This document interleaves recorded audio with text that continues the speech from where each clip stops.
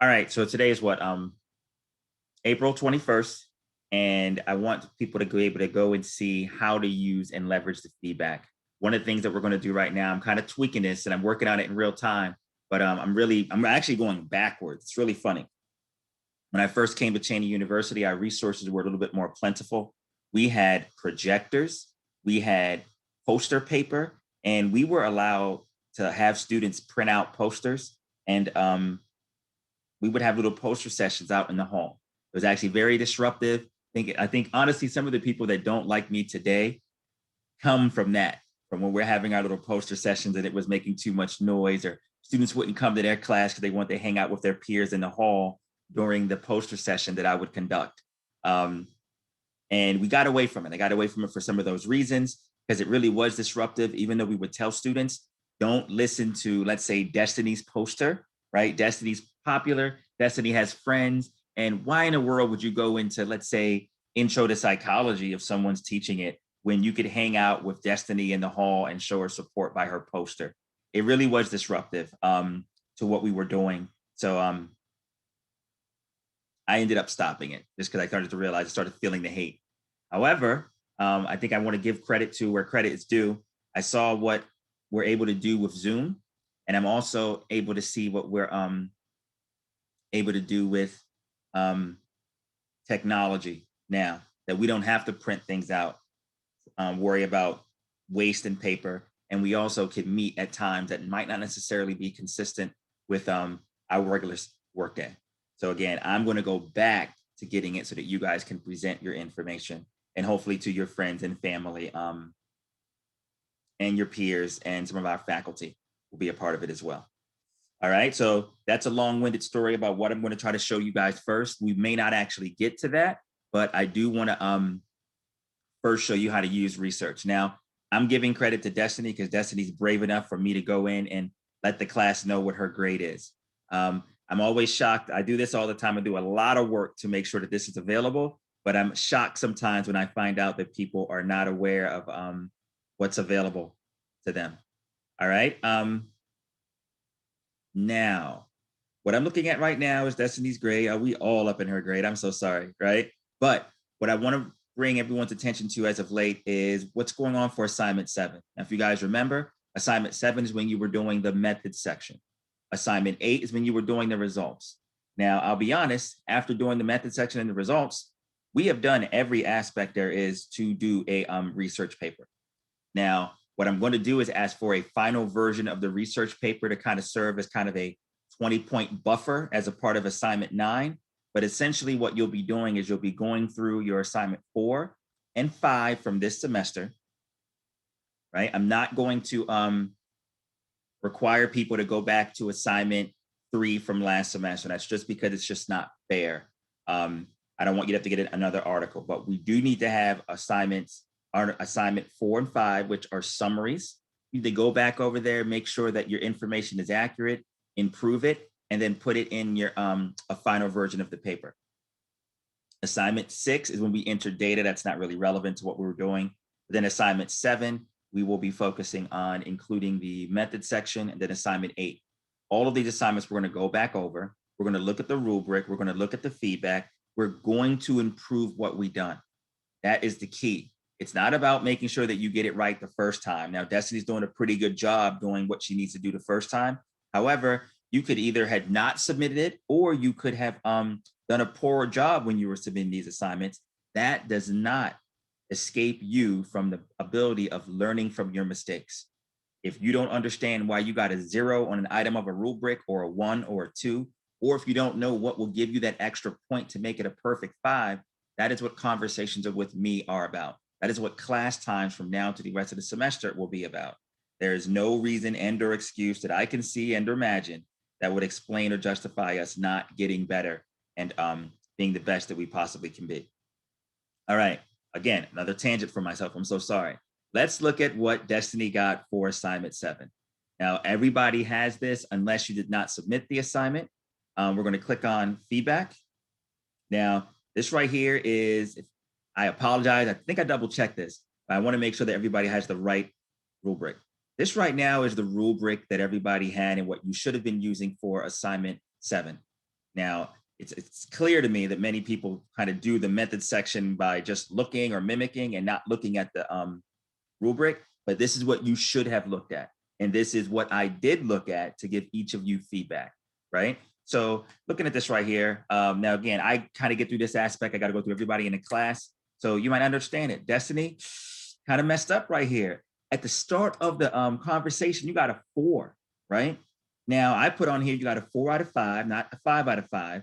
And it's because you have no S. Now I'm not going to go look at your document, but I promise that you probably put methods as opposed to method. That is an extremely common mistake by many. If you want to sit back and improve and get a 5 out of 5 on the next go around, all you got to do is look at this rubric. And this is really the hardest thing. It's attention to detail. It's reading, it's critical thinking, and it's making sure that you have an understanding.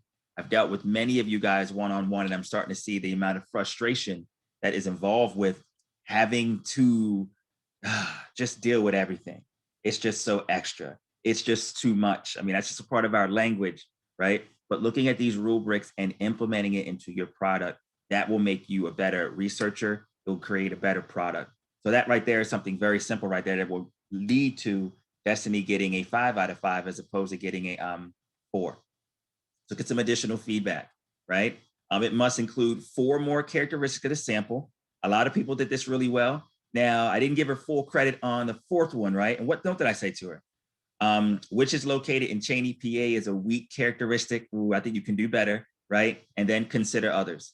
So she put an attempt, right? But since it's located at Cheney University, that's not like a characteristic that's really talking about the sample. And again, I might want to look at it because I think it's not, I think she tried to double it twice. But again, you have to look at your article. You have to look at what you wrote. You have to look at CBAC, what you contributed to make sure you're doing it the best way possible. And if you don't understand how to make it better, it's a Zoom, an email, or a phone call away. Say, Dr. Barnes, how can I improve this? When it comes down to the inclusion strategy, just see the glossary. Everybody has detailed feedback like this in their rubric. Again, I think the hardest thing is to spend the time and to unpack this.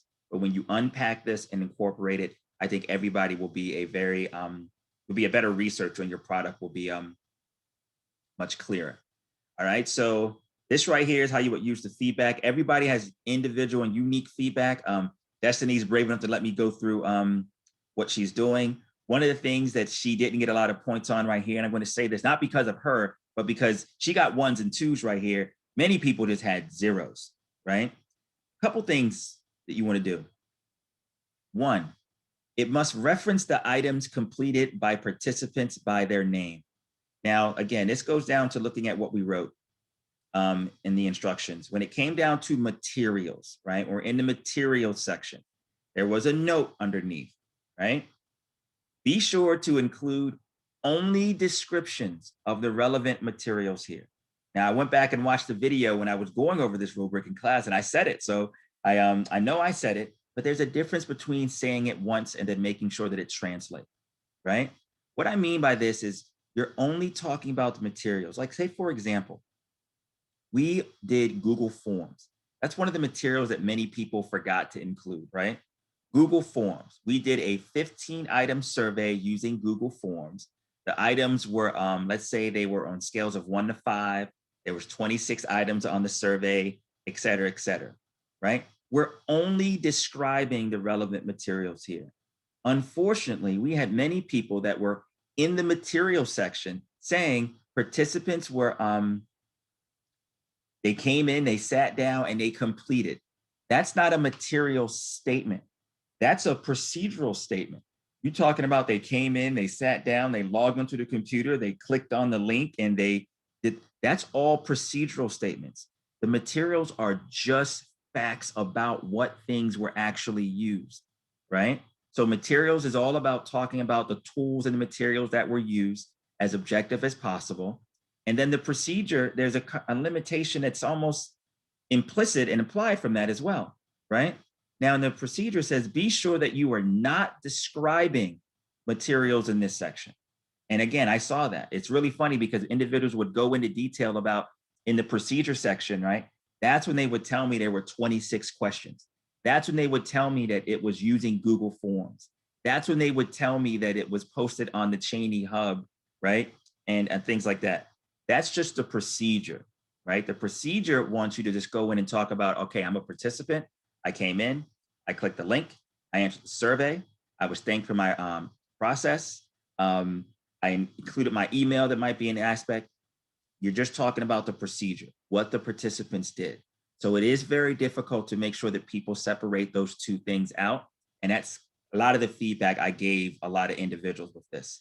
It's just a way about scientific writing. And I think many of us came and we sat down with the creative writing, and or as things came to us, we wrote it.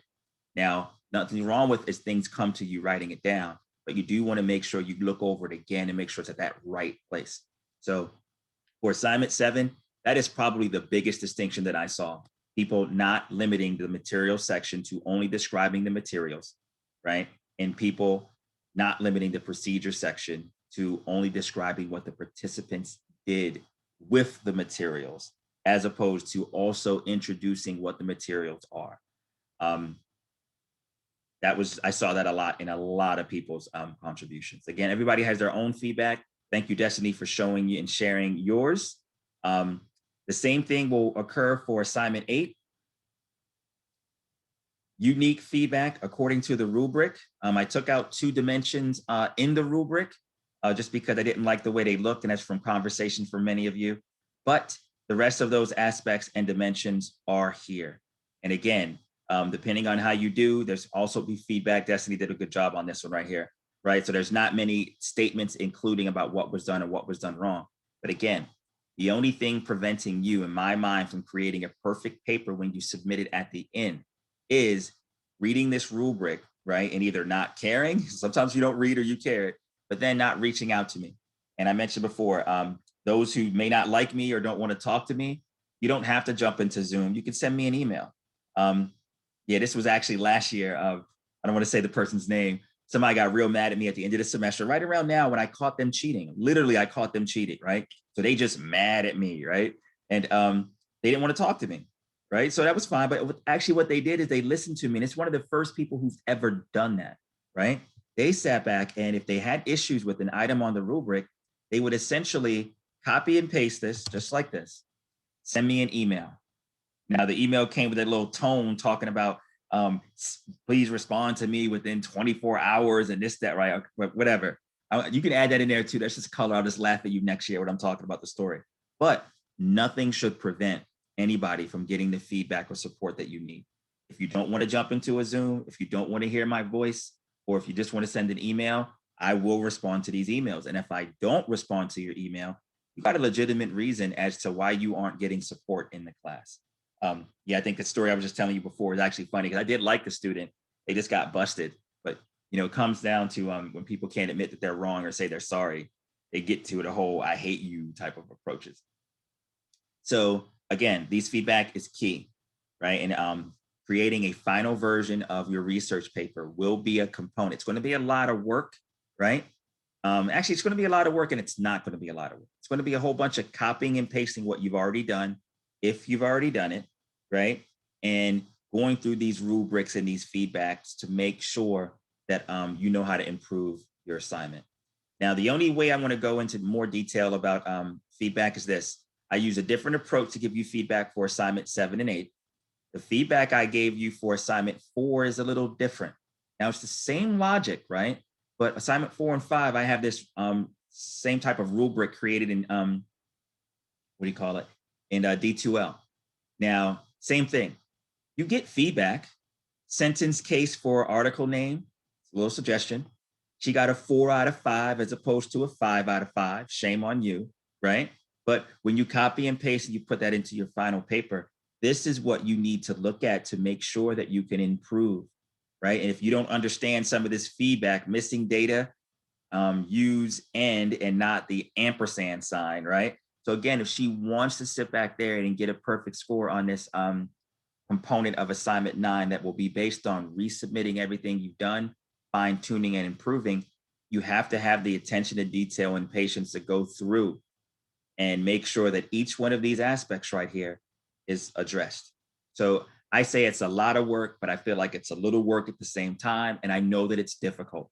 I'm my children are kind of close to your age and your personalities, and I see how they struggle with just the whole idea of having to read, the whole idea of having to dot your I's and cross your T's. So I say it's a lot, and it's also a little at the same time for those reasons, because I know it's probably not the most important or most entertaining thing you'd like to do with your time, but it is possible. And I think learning occurs from it. All right.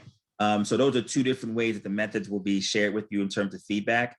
Again, get the feedback that you need: email, Zoom, phone conversations, or talking in class. From this point on, I think the class structure is actually going to change a great deal. So going to take attendance. They're going to expect you guys here. I might create some breakout rooms for people to go in and get their work done. But our time during class will be to get the final presentation and also to get the final paper. So I'll be here as a real-time resource for you to jump in, take over the screen. Dr. Barnes, what does this mean? And we might have to go back and look at it, but we'll figure out what those aspects are so that everybody will have ample opportunities to work on this assignment. Again, this is usually the part of the semester when I tell people that you don't have to come to class, but yeah, I realize, I see it. I realize that is not always heard. If I say you don't have to come to class, work on your project, what people hear is, I don't got to do nothing. And then I won't get assignment 9. And then it'll feel like you're lost. So unfortunately, I am babying you guys. I'm making sure that you guys are going to be here. I'm going to be taking attendance, and we'll be looking for kind of updates to make sure you're doing it. But we'll see if it's needed. And again, I hope maybe if you guys don't like it, you guys can make me, you can show me that I'm treating you guys unnecessarily. But again, it's show and prove. I definitely can't take lip service anymore. Not anymore. All right, guys. So that's the feedback. Any questions? Any question on how to get feedback, where to find feedback? Let me see. Like, when is this due? All right, assignment 9, when is that due? That is a good question. I'm going to, let me look at the syllabus. I should not look at the syllabus, look at the calendar. All right, I believe this should be due on May 7th. May 7th gives us the opportunity to have it. That's the last week of classes, I believe. The week of the 10th is going to be finals. And as you guys know, I give everybody kind of an extra week. The drop boxes don't close for good until a week later. So having this due on May 7th and then having it close for good on the 14th is just perfect. I mean, at that point, we'll be absolutely due. Now, the other thing that I'm going to do is this. There's 2 components to this. One component is to do the PowerPoint presentation, and the other is to actually have the actual real-time presentation of this. And I really want to sit back and try to invite faculty to do these. I'll probably create a survey to find out a day of the week. If we do it on the week of the 10th, I'm hoping that we can get a time, maybe in the afternoon, starting at 5 p.m. In a day of the week that everybody can participate. And yeah, we'll do a Google survey or whatever they do those things to find out what time can work so that everybody can jump in. We can have guests participate, and everybody can have a little couple of minutes to go through their presentation and in real time. I'll record it, be able to grade it. It'll be perfect. All right, so now let me show you what we're going to be doing for assignment 9. Like I mentioned before, assignment 9 is going to be an opportunity where you guys are putting a culminating project together of your research. There's 2 things that are going to be needed. One is the research paper, which is, in my mind, copy and paste, and then a waste of time and focus on looking at your rubric, your mistakes, to make sure that you're giving me a now kind of a perfect paper. If you really attend to each of the aspects of the rubric that you got wrong, it should be a perfect paper. Yeah, it should be a perfect paper if you improve on them and improve on them appropriately, right? Now, what I'm going to do right now is I'm going to walk through a PowerPoint presentation. This is unreal. I created this in 2006, right? And again, this is how much full circle I'm going back in terms of going back to what we're doing. This is done the first year at Cheney University. And yeah, I'm going back to it, 2021, 15 years later. Ugh. Okay, now, this right here, this is talking about the effect of authority and type of information on eye contact, right? So looking at this presentation, each of you are going to do something very similar to this with your research project in mind. So again, everybody will have their own unique, even though you guys were in groups, even though you guys had the same survey, what you guys pulled out in this survey and what you focused on is very, very different, right? Now, let's imagine this is what I did out of my group. And what I did is the effect of authority and type of information on eye contact. Right now, the first couple of slides are going to be on the literature review. Now, at the very bottom, this is where I'm kind of listing kind of the rubric. You guys remember how my rubric, they always have these things at the bottom talking about it must do this, it must do that, which is what we see right here from looking at Destiny, right? That's just kind of the way I like to put these assignments, right? It must do this, it must do that.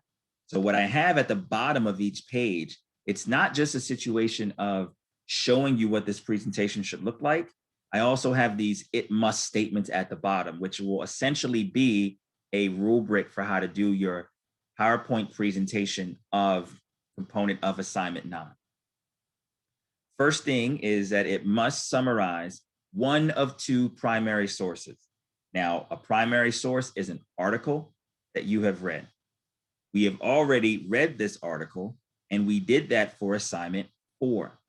So this literature review, this summary of the article will be your summary of what you've done for assignment 4. Now, since it's PowerPoint, it doesn't have to have every single aspect of it. You've read it. You are a master, I would sit back and say of this. You've already read the article. You've already summarized it. And then you've actually made sure that you put in your PowerPoint the information that you need to present about it, right? So I don't need a copy and paste into the PowerPoint.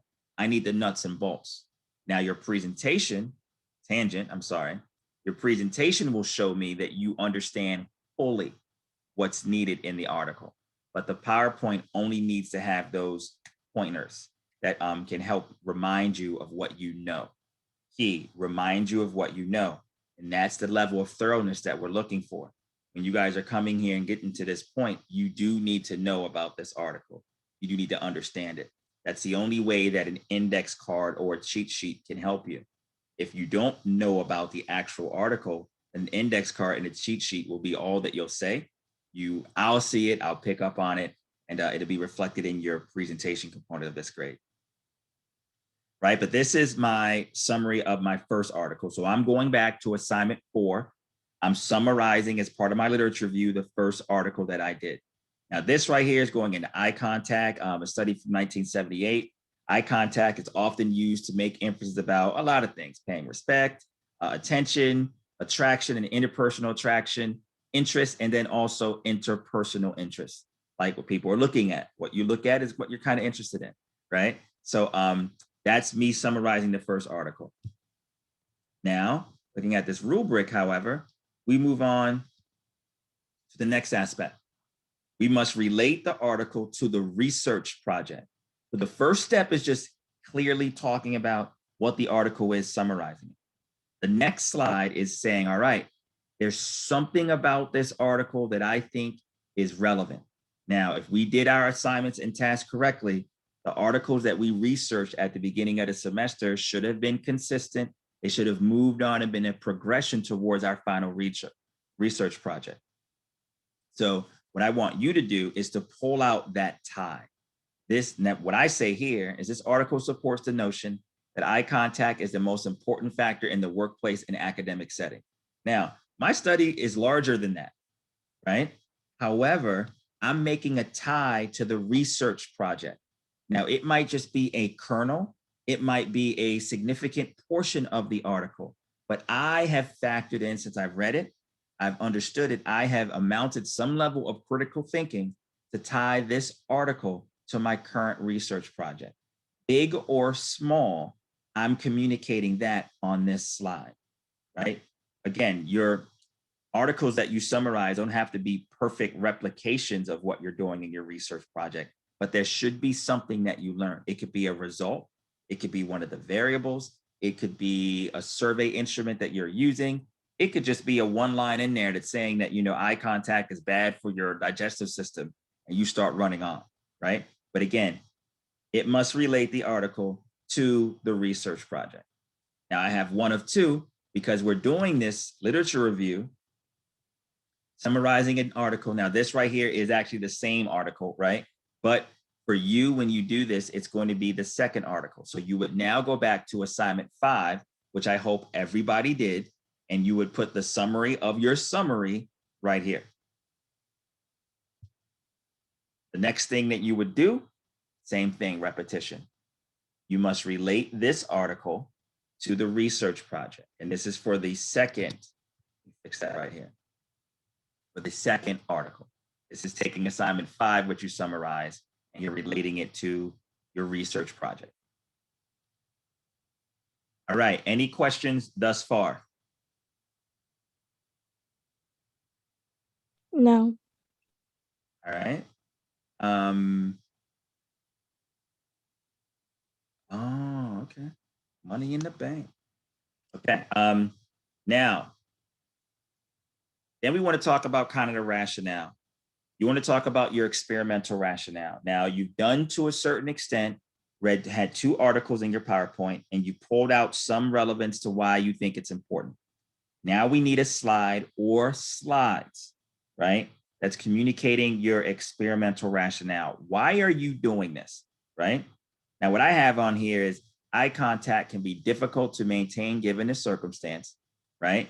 The current experiment aims to investigate the effect of 2 factors believed to impact eye contact: respect and type of information, right? So I'm clearly at this point, if I'm talking to someone or they're watching this PowerPoint presentation, they clearly know why I'm trying to do this experiment, right? And you want to make sure that it's clear, and it can be anything, but you want to make sure that it's tied to your topic. The only way it could be wrong in my mind is if you're saying my experimental rationale is because I like zebras and unicorns, and your study is about something else. All right. Next, it must clearly state your 3 research hypotheses. Let me fix this right here. Definitely should be plural. All right. Now, what I did is this. I listed them. It is expected that eye contact will be positively correlated with teacher perceptions. I also hypothesize that eye contact with the instructor will be negatively correlated with peer perceptions. Now, what I mean by that is this. I always laugh. I get this every couple of years where people think they know if I have a favorite student. And it's really funny because I'll say this right now, but it's funny. I think many people think that my favorite students in the classroom are those students who are like good students, like A students, like I'll say like Destiny's, you know what I mean? Like she's really good. She's really smart. She's always in class. She's asking questions, right? But here's the thing. The reason why oftentimes a student like that is not if I were to have a favorite, listed as favorite, because that's not who I was in undergrad. I oftentimes relate to students who are more like me, right? Students who actually may not be the most smartest individual out of the bunch, but they put in work to sit back and compensate for it, right? But looking at this is kind of listen to that hypothesis, and a hypothesis can come from anywhere, right? I believe that eye contact with the instructor is negatively correlated with peer perceptions. The reason why I say that is this. When many people have these false flattery conversations like, Dr. Barnes, we know who your favorite student is. It's Destiny, blah, blah, blah. You know what they're really doing? They're low-key hating on Destiny, right? They mad because Destiny's always on time. They mad because Destiny's always getting an A. They're mad because Destiny always knows the answer. And they trying to displace this on me by making it seem like she's my favorite student, right? No, right? And this ain't for you, Destiny. This is just like in general, right? So my hypothesis, which I came from, is that if a student has maintained increased eye contact with the instructor, we got students in the classroom that are hating on that. And if you were to ask other students in the classroom to rate, let's say Destiny, or let me use a different name because I don't want Destiny to think I'm making fun of her. I don't know, a student named Chico, right? All right. If you were to ask other students in the classroom to rate perceptions of Chico, they would not like them. Because I really do think it is some type of low-key type of stab at them, trying to insult them by having false flattery. It's the best way. Walking up being like, oh, I like your dress. It looks good on you. you know damn well that don't look good and you look a mess, right? Next, eye contact will be positively correlated with teacher ratings of graduate school readiness, right? So again, I think that does work in terms of how the teacher is biased. I still remember in undergrad how I swear I got everybody in my class. We were in my biology lab.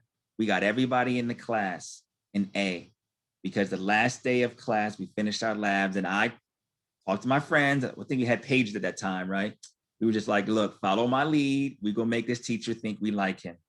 We sat back for about 20 minutes talking about how much we liked the course.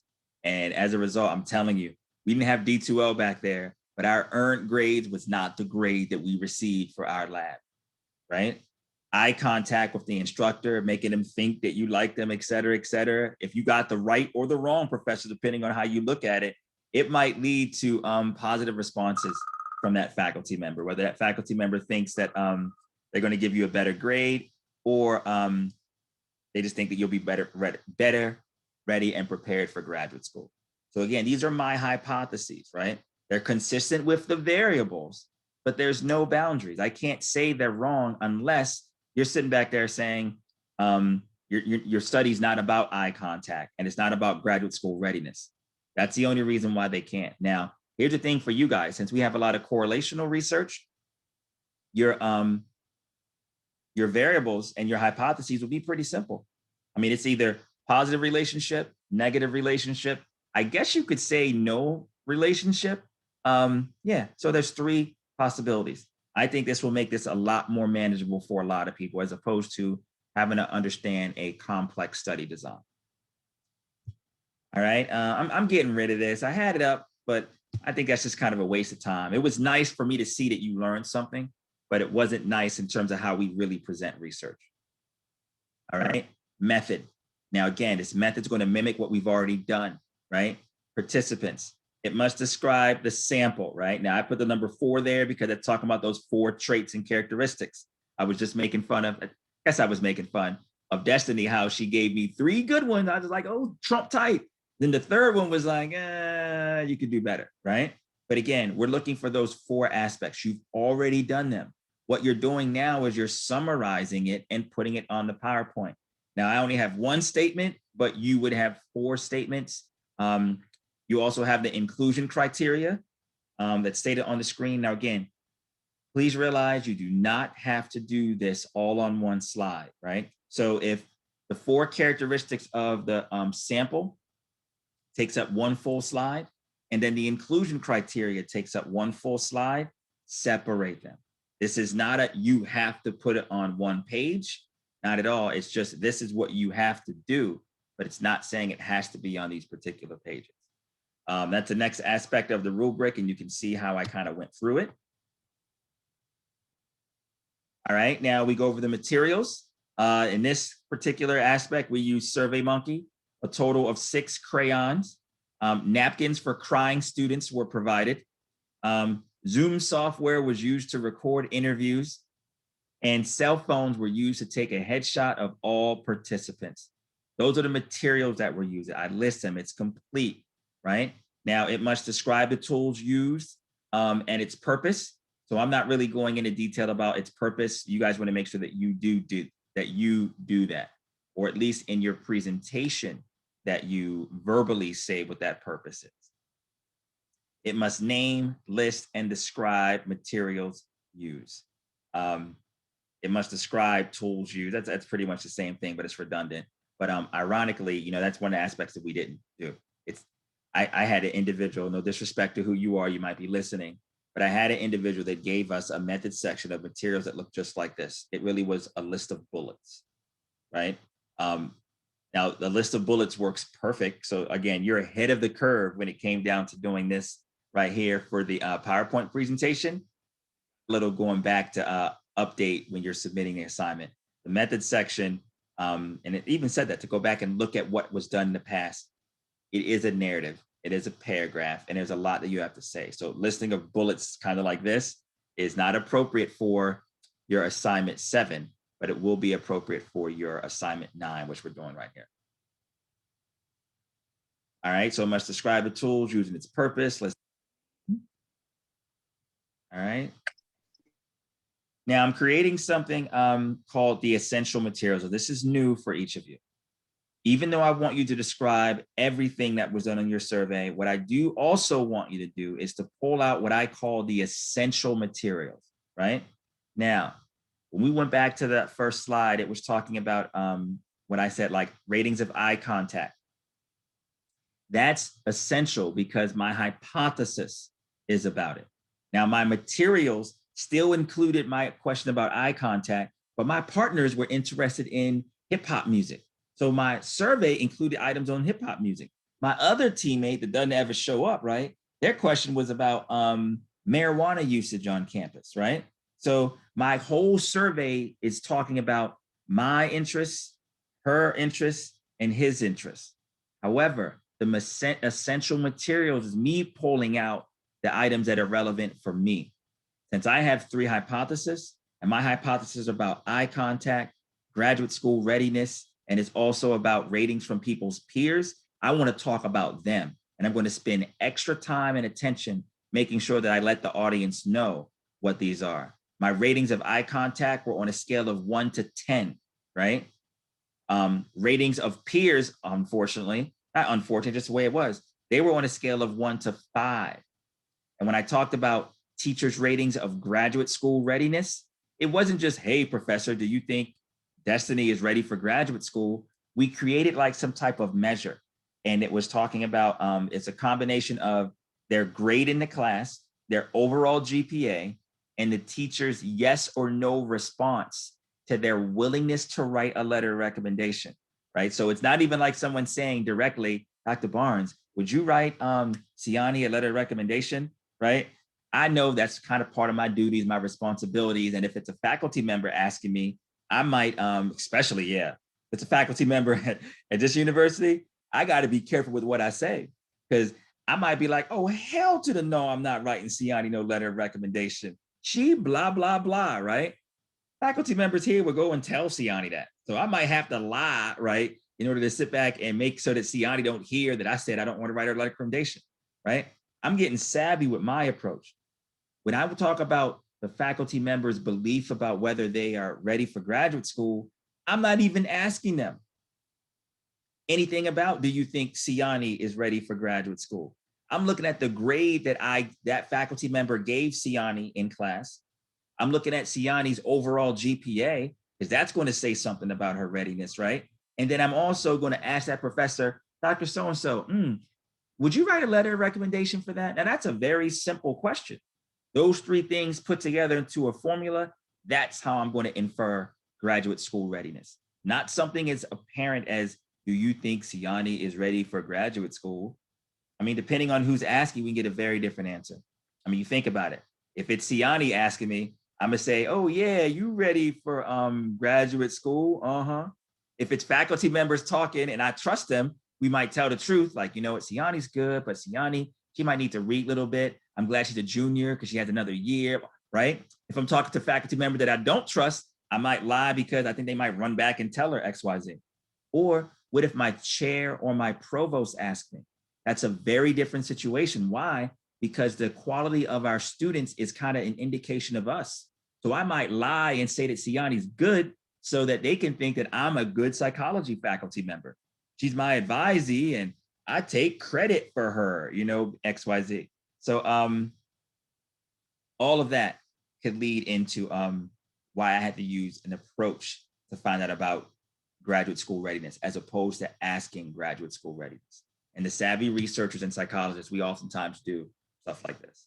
All right. It must include a procedure. So you're talking about the procedure. Now, this procedure is nothing like what we did. This right here has a cover story. We talk about what we're doing, collecting data. You guys, everybody in this class, resistant or not, you guys have been knee deep into your research project. So you guys know what to write when it comes down to your procedure, your method section. So we're looking for a materials, essential materials, the procedure section, right? And then I put results and discussion. And I think what we're going to do here is kind of combine them together, results and discussion. So we'll go talk about a topic, talk about the numerical findings that we have, and then talk about what this might mean, et cetera, and then move on to the next test that we talk about, the numerical findings and what this might mean. Again, it definitely would be multiple slides. We need to do this 3 times, even though they all look the same to you right now looking at it. We're going to do this 3 times because there are 3 results that we were reporting in the results section. We've already done this. Everybody has received, well, yeah, most of us have done this, right? We have feedback on what we've done, and you know how to put it. What you put in here should be a more improved version of what we're doing. Now, one of the things that I did change is this, and I need to put this as kind of red. Due to the nature of the correlation coefficients, right? I used to say 3 characteristics talking about the data. However, 3 characteristics is not biased. It's not balanced when we're doing correlations. So I now change this to 4 characteristics. And another attribute which I'll say is that these 4 characteristics, you should balance them between talking about both variables. So if I'm talking about eye contact and hope, right? I should have 2 for eye contact and then 2 for hope. And that's exactly what I have. And a lot of people miss this. I don't know why. But the characteristics of the data, you know, eye contact had a mean rating of 4.486. You have that information. 65% of the participants gave the highest rating. That's 2 for eye contact. Now, to balance it, so I'm not only learning about eye contact, now I'm going to talk about hope. Hope had a mean rating of 3.76, and only 36% gave the highest rating. That helps me. It's balanced. So it's now 4 characteristics for this. Then we go through the 3-step process. The results are significant. R equals that, P less than 0.05, eye contact and hope were positively correlated. 3 steps, pretty much 2 sentences, right to the point. Can't dispute that. Now, why might this have happened, right? Related to the conclusion, this might have happened because faculty are self-centered and are influenced by visual confirmation to support their own beliefs. I have this discussion a whole lot, and let me tell you, you guys, I feel like I do it today. That's why I always catch myself. I'm just like, look, I talk a lot. You know what? You guys know, you think about student engagement. Student engagement is really about whether you guys as students are engaged on task. When I talk to faculty members believe that student engagement is not measured by that. Student engagement is how engaged I am talking, right? I'm having fun talking, so students must be engaged. Now that is very dangerous because that's not the case. We are nerds. My stats class say the word like stats nerds. We understand stuff that others don't. I did research on this. I'm teaching the stats and research methods courses, right? What interests me about this content may not interest any of you. I can't be judging whether I'm engaging you based on that. That's my little slight at them. You know, faculty are self-centered and they think that visual confirmation, if I'm paying attention, they're engaged. No. They're listening. They're not even saying they like what they're listening about, right? But they're just listening. So again, we need this. Now, here's the thing I'm going to suggest for this, especially when you guys go back in the results section, kind of the liberties that people were taking when it came down to 2 issues in the results after we went through the 3-step process. One was asking what might have caused these results and what these results might have meant, right? Now, I'm going to encourage everybody when you go back and fix these things to make sure that you use that specific language, because reading some of your responses was actually pretty difficult. Sometimes it's like you guys kind of skated around explanations. Sometimes you had 1, sometimes you had 2, but make sure that you're explicitly going in there and saying that these results might have happened because, and these results might mean. Using that word might really helps me understand what you're saying, and it makes it a lot easier to evaluate you. All right, now what I don't have on here because I ran out of time is talking about the limitations. Again, a shortened, abbreviated version of that. And then the other thing are your reflections. I want to hear what you guys learned from this process, right, at the very end of the presentation. This presentation should be about probably about 20 slides. It doesn't take that long to actually go through the presentation, but that's what assignment 9 will be. What we'll do on Friday is we will continue to go over this rubric, because I'll create the document that's like in Word. I'll also make sure that all these things are finished. I'll post it, create a Dropbox. And from that point on, we will just come to class and we will work.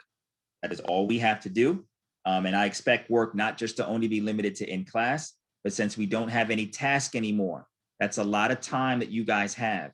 We're at the end of the semester. Now is not the time to be like, ooh, I'm on vacation. Now is the time to sit back and say, look, I need to make sure my grade is what it needs to be. I need to do this. I need to step this up. I need to get my presentation working. I need to get my paper working, and I need to go back and submit or do things that I have not done. Again, I feel like I've had ample opportunities for many of us to display what we're able to do. At the end of the day, I unfortunately have to grade you guys based off what you produce, not based off what I would have liked and loved you to produce. All right, that is 2 minutes past what we're doing. It's 10:22. I'm not saying you got to go home, but I'm gonna stop recording and y'all got to get up out of here.